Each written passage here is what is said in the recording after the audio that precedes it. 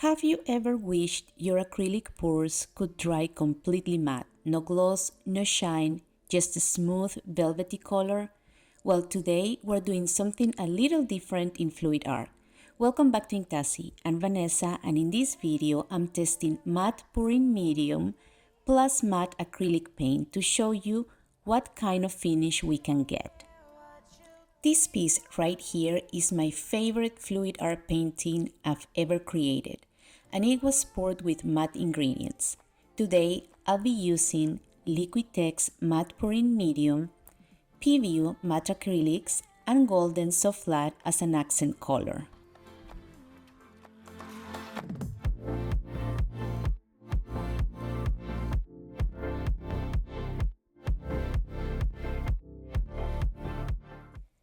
I first learned about matte mediums from a wonderful young artist named Alexandra Lyachina while taking both of her courses.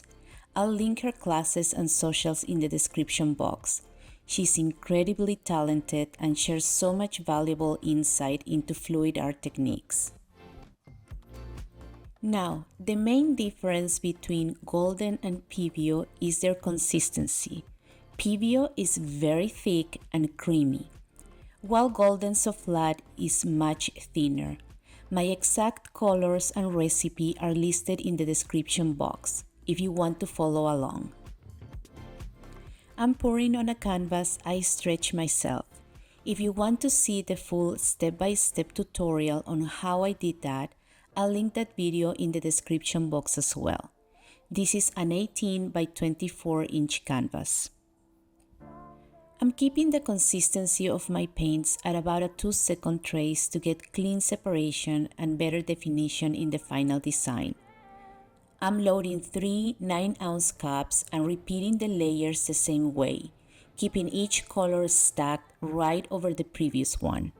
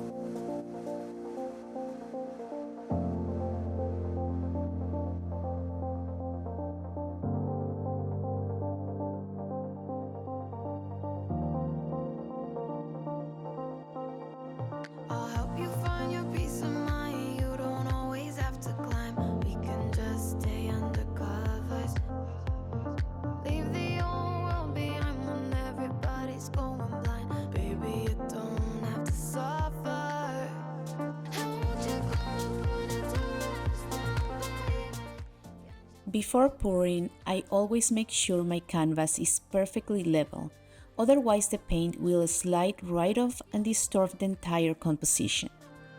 At this point, I wasn't sure if I wanted to add a bit of solvent-based spray paint, but I kept it nearby just in case. Respirator ready.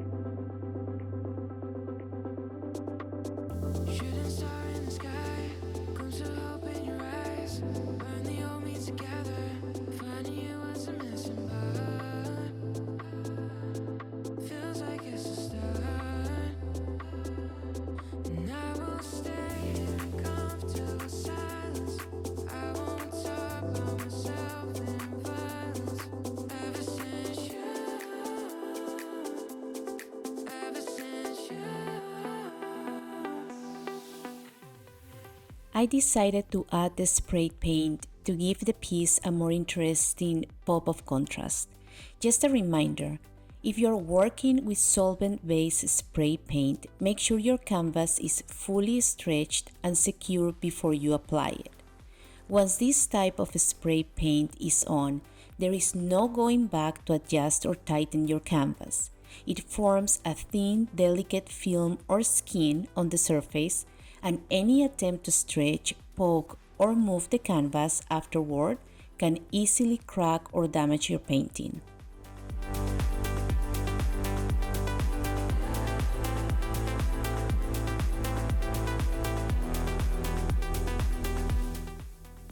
I'm really pleased with this piece so far. I love the lines, the colors, and the way the layers are interacting. Matte products give such a different look to fluid art, and I'm excited to see how that translates once everything settles. Now it's time to wait and see how this dries, especially since I added that solvent-based spray paint on top. That can change the finish, so fingers crossed it keeps a beautiful matte look and doesn't interfere with the surface. Drying is where the real results show up.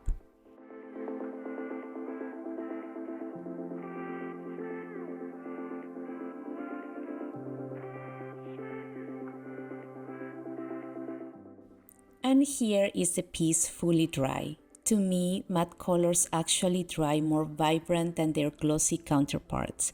The finish is soft, smooth, and almost velvety. I love how the colors kept the richness and how clean the lines and layers turn out. The definition in this piece is beautiful, and the overall combination feels balanced and intentional. I'm really happy with how this pour turned out. Something about the matte finish feels calm, soft, and full of character. It's such a refreshing change from the high gloss look I'm used to in fluid art. Thank you so much for spending this time with me and for being part of this creative journey. If you enjoyed this video and learned something new, please give it a thumbs up. It really helps the channel. And if you're new here, don't forget to subscribe so you don't miss my next pour. I've got more tutorials coming, and you won't want to miss them. Until next time, keep creating, keep exploring, and keep finding beauty in the unexpected.